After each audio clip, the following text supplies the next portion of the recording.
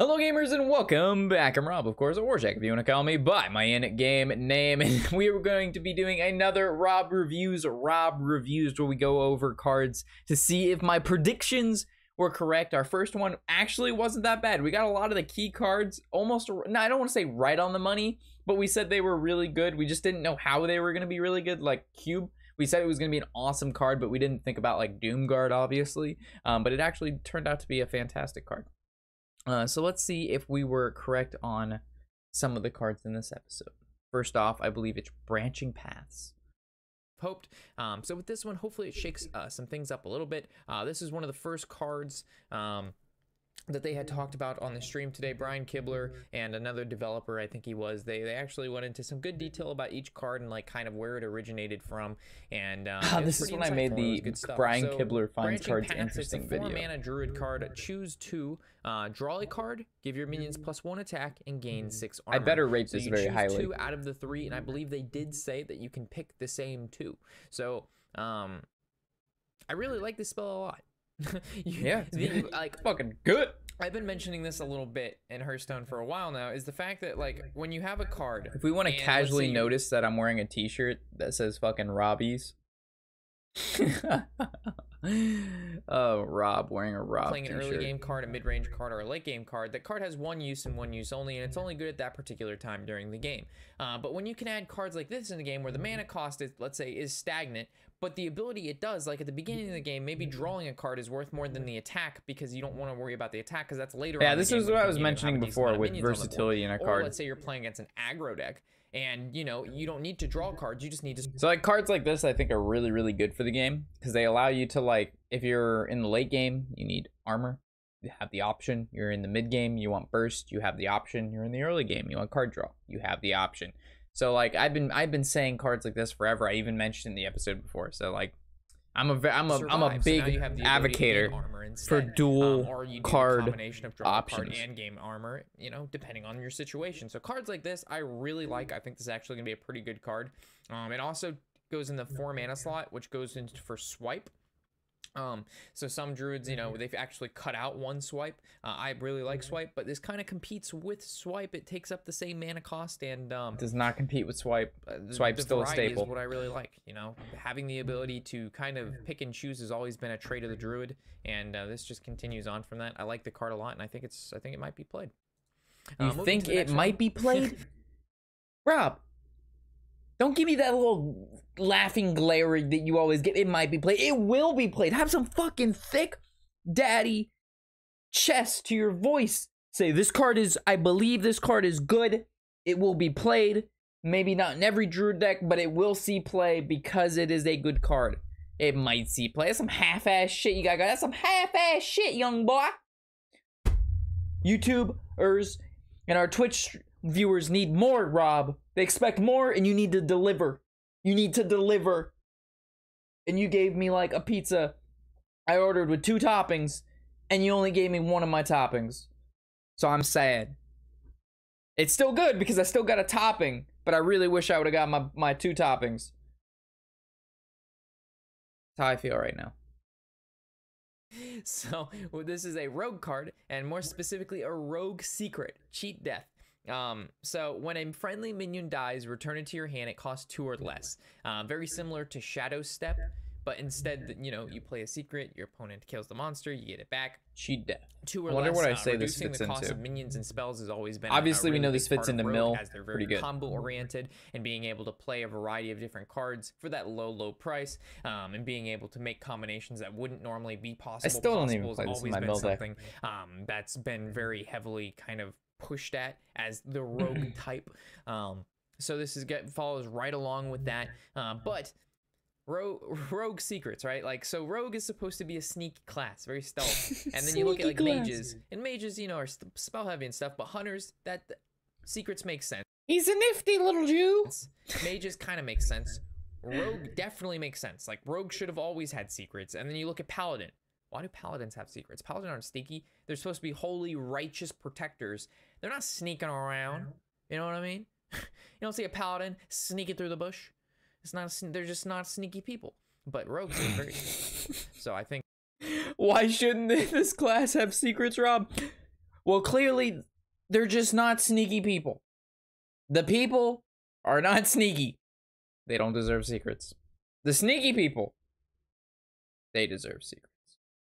Or do we leave the card alive and hopefully they don't have, you know, the combo stuff to go with alongside the card. Oh my god. So the next card we're going to talk about is Sudden Betrayal. Another You didn't even rate the card. You didn't even say it was good or bad. You just told me that paladins aren't sneaky and you moved on. What the fuck? And now you're holding up the number 2.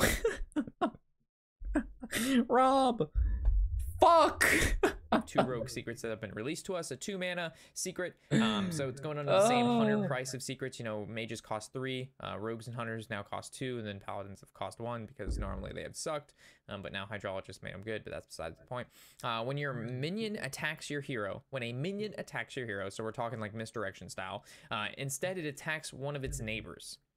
So positioning is now going to be very important, very similar. I like Sudden Betrayal, and then also the spell Betrayal attacks the minions next to it. So they kind of have like, they both say Betrayal, and they both do relatively kind of the same thing. So there's a lot of consistency there, and I like it. Good connection, Rob. 10 out of 10. Would Betrayal again. I don't know how good this is going to be, because it's pretty easy to play around. Like, this isn't one of those, like, if you have 2 giant minions next to each other, right, and you can't seem to like put something in the middle or attack with like a lower cost minion first, then this card is going to be pretty annoying. Plus the fact that these 2 secrets are so drastically different, it's going to be really hard to play around them. So like with the hunter secrets, you can kind of pick and choose which one you think, and there's so many. Yeah, but like when you have secrets that are drastically different, and then you play a particular rogue class that you know wouldn't play one of those particular secrets, you can kind of narrow down which secrets they're going to be playing, which means you can play around the secret almost 100% of the time because they are so different and you only find them in those particular rogue decks. So as they're also different, they do different things, and it's hard to play around them. It's only hard to play around them if you don't know that those decks don't play those particular secrets. So there's double-edged sword. Secrets, and you kind of all know what they do. But these rogue secrets are going to be a little bit interesting because they're pretty powerful if you don't play around them. Like, let's say you have 2 giant minions next to each other. Yes, and you're like, if you don't play around cards, guys, bad things happen. And attacks the other one. They just got a 2-for-1. For 2 mana, they killed both your giant minions. That's craziness. And you probably paid much more than 2 mana for them. So it's going to be one of these cards where if it works out, it's going to work out really nice. But when it doesn't work out, it's going to kind of suck because they're going to attack with like patches, right? And that won't really do anything. You spent 2 mana to kill patches. But either way, I think this card is going to go 1-for-1 for the most part, unless like the board is just not that favorable. Yeah, I don't think it's that bad. I don't think it's like the best secret ever, but I don't think it's definitely not the best. It might even be it's probably, yeah. I think both these secrets are really good, and I think both these secrets are good, and we'll see play in a particular rogue deck. That one did not. Breaker.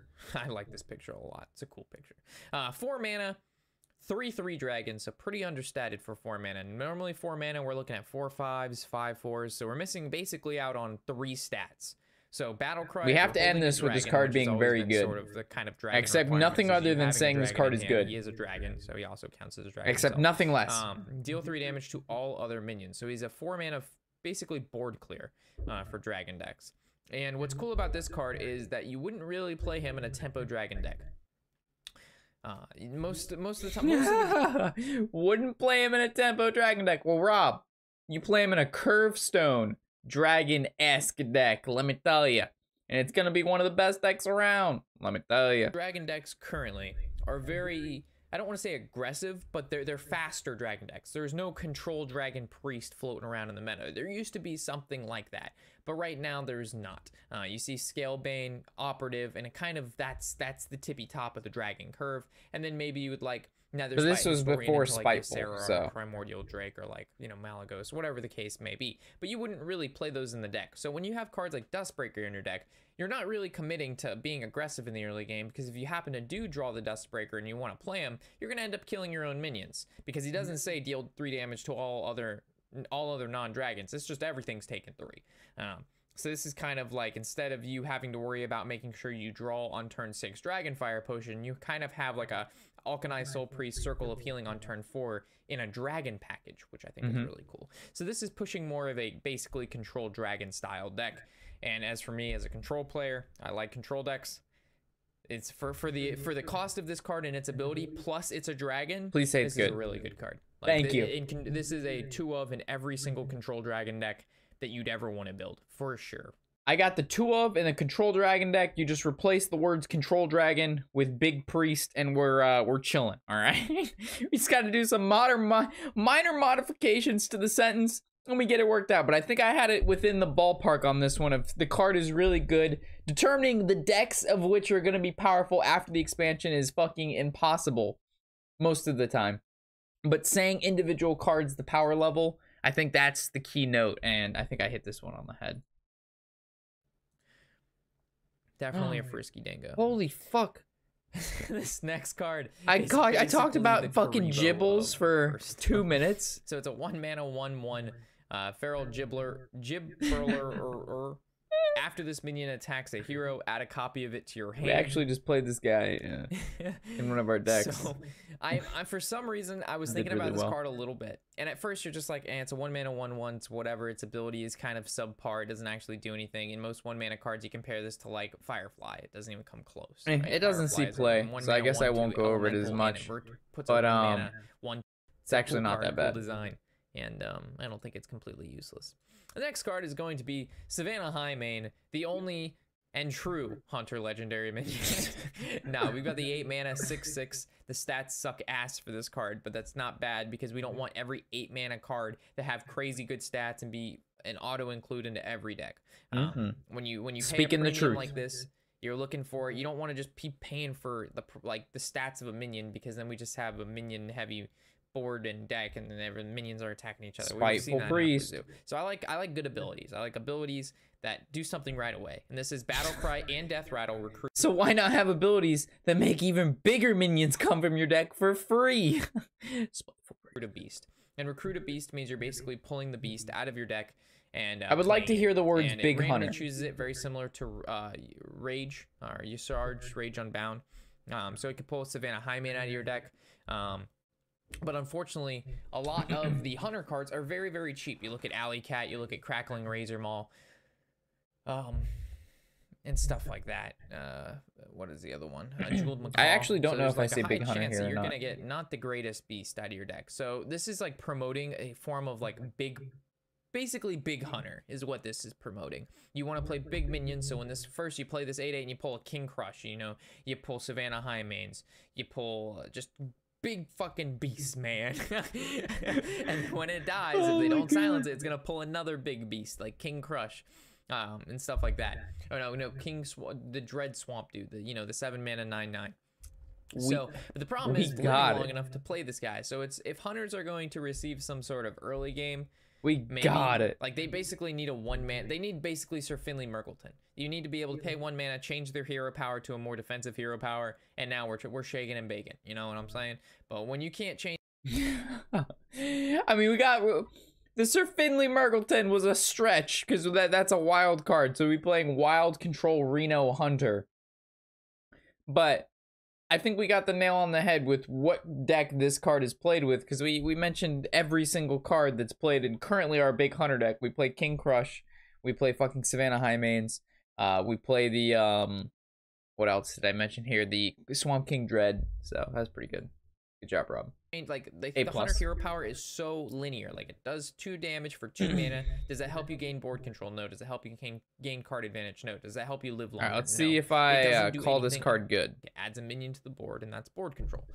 Well, a form of board control. So, how good is this card? Not very good. If Big Hunter is a thing, it's gonna be good. So if we can make control / Big Hunter a thing, this card is gonna be good. If we can't, this card is gonna be bad. You're exactly right. Moving on. 10 out of 10 IGN. This is oh shit, I think I rate this card pretty high. This card is good, but it just doesn't see play because Warrior fucking sucks. So if I say, well, we'll see what I say. We'll see what I say. Looking forward to this card right here, and I'm gonna actually go back and remove, because I can see. So if I say if this card is bad, like Well, we'll see. Lesser We'll see. Mithril Spellstone. This card is super cool in my opinion, and I really hope Control Warrior is a thing. Really hope some form of fatigue. Right now, the fatigue warrior is a thing, but it's not very fun to play, and it takes way too fucking long, and I'm not playing that shit. The old Control Warrior had a fatigue plan, it had an outvalue plan, it had a burst plan. Depending on what opponent you went against, you had a different game plan, and you had to execute it correctly in order to win the matchup. And if you misplayed even just one turn, it'd mess everything up. So this card, 7 mana, summon 1 5/5 Mithril Golem, equip a weapon to upgrade this. So as you equip weapons, and this card is in your hand, it's going to upgrade this card. I think it's in your hand. I don't know. It could be in your deck or in your hand. Pretty sure it has to be in your hand. If it was in your deck, we'll see. I haven't played the card yet. They probably mentioned it could maybe see play. Regardless, card is good. Well, card has potentially be good.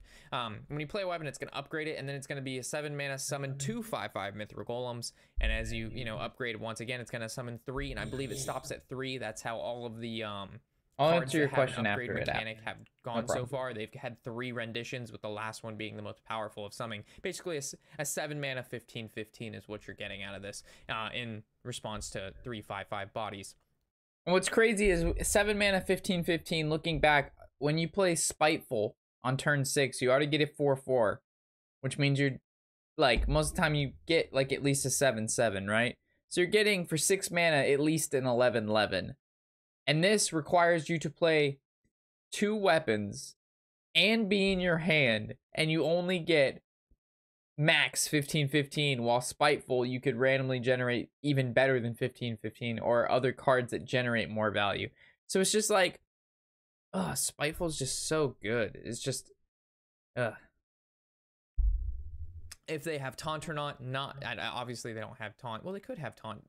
I don't think it would say summon 1 5/5 Mithril Golem. Golem has taunt. So we'll have to see what the Golem is. The Golem may have taunt. I don't think so, but that would be really good. If the Golems have taunt, this card is definitely going to be, it's going to have a playable form to it in some deck or another. If the Golems don't have taunts, I still think it's going to be playable. We'll have to see. I'm hoping that we get some form of big warrior. That would be a really cool deck to play, because we have the 6 mana, and it's like we had reviewed it already. It's recruit a minion out of your deck. So if we can play some form of big warrior, we already have some form of cards to pull giant minions out before they're supposed to come out for 6 mana. And this is going to follow along with that. Summoning a bunch of giant minions is going to be pretty cool. So it's going to be pretty cool, but is it going to be pretty good? Sure. No. The next one, level up Paladin card. Give your silver hand recruits +2/+2 and taunt. I'm actually planning to retry the level up Paladin or the buff Paladin deck soon. But yeah. This card, unfortunately, currently doesn't really see a lot of play. Quartermaster was a 5 mana 2/5. Yeah, I guess due to the fact this card doesn't really see play, we don't need to go over it at the moment. Wow. Holy fuck, I cover the Rune Spear for like ever. Huh, let's see what I say about it. With cards like this being printed, especially with the cards that we have right now, Vine Cleaver and the Steg Dude. I think it's going to be chilling. Steg Dude. And the last card we're going to talk about is the Rune Spear. This is the Shaman. I don't know how I went over the shitty card for so long. It's 8 mana 3/3, so it fucking sucks. Please tell me this card blows ass, Rob. For the mana cost. Please make me feel better. Shit, is this thing fucking wet little wet noodle? So we're like, all right, let's read the ability. Let's wet noodle, baby. After your hero attacks, discover a spell, which means you can pick from 3 spells and cast it with random targets. I don't like the word random. That's one of the things I don't like the most out of almost any card, is the word random. If it said like Ysera's random, is it generates 1 out of like, I think 5 or 6 options. So you can kind of play around that the best you can. There's 6 options it could be, so it's not as random. But this is completely random. It could be any of the spells. So their argument was, when they were talking in the card review today, yeah, because Brian Kibler and Day 9 random, went over this. Most of the time the effect is going to be pretty consistent. So if we look at cards like Devolve, it's always going to be on your opponent's side. We look at cards like Evolve, it's always going to be on your side. The Volcano, Lightning Has anybody Storm, played against anybody with Rune Spear in chat? Does anybody have any experience with this card whatsoever? That we went over last time, like it wasn't Jade Sapphire, but I can't think of the name of it. YouTube viewers should be able to see the cards, we'll chat. have all the names. See if anybody in chat had experience. But basically, Shaman has a lot of spells that don't actually have to target. They just do what they're supposed to do, and it's going to either just substantially hurt your opponent, or it's going to buff your side. The problem is this 8 mana for a 3/3. It's fucking awful. If I'm hoping that I'm getting an evolve from this, which only costs 1 fucking mana, why am I paying 8 mana for a 3/3 that's gonna make me devolve my opponent, evolve my side, or use a lightning storm? Like, if we cast all those spells, we're talking like 6 mana. So I basically got a 2 mana 3/3 out of the deal, and that's just the chance that it's gonna give me some cards that work well with the situation I'm currently in. Like, I don't know, man. Like, there also, one of the descriptions of this card was they basically, this whole expansion is supposed to be like D&D, like a dungeon-ish, and you know, this card is basically a weapon, and in the other hand you're casting spells. So this is a weapon where you attack someone with a weapon and then you're casting spells with your other hand. That's basically what he said. I don't know what the I understand. What the fuck does that mean? Mages can have a weapon in one hand and cast spells with the other, but this is Hearthstone, and I don't want to pay 8 mana for a 3/3 wet fucking noodle. That's my dude. And you clap. I'm not paying 8 mana for a 3/3 fucking noodle. I ain't doing it. No one's doing it. Classified as a legendary. So I do not like this card at all. I don't like cards that say random. I don't like paying heavy mana costs for cards that say random. Fucking sucks. Like ass. I see what they were trying to do here, and I don't like see it, anything. But they could have done it better. All I see is dust. They could have done the same exact type of thing, but done it better. Just better, with more consistency and not less randomness, you know, because eventually some people will play this and it will win them games. Because all right, that is literally the last card in this review. The Rune Spear, man. What a disappointment. You're a disappointment. All right. Thank you for watching. Let me know what you think in the comment section below of the cards we've gone over. I'm pretty sure I'm on the right track for most of these, which is pretty exciting because we're getting better at reviewing cards and kind of seeing where the meta is going to be at prior to the release of a new set, which is always kind of a step ahead. And it's a great thing to be able to do. So with that, again, thanks for watching, and I'll catch you in the next episode, of course. I'm Rob, and happy whatever the hell day it is.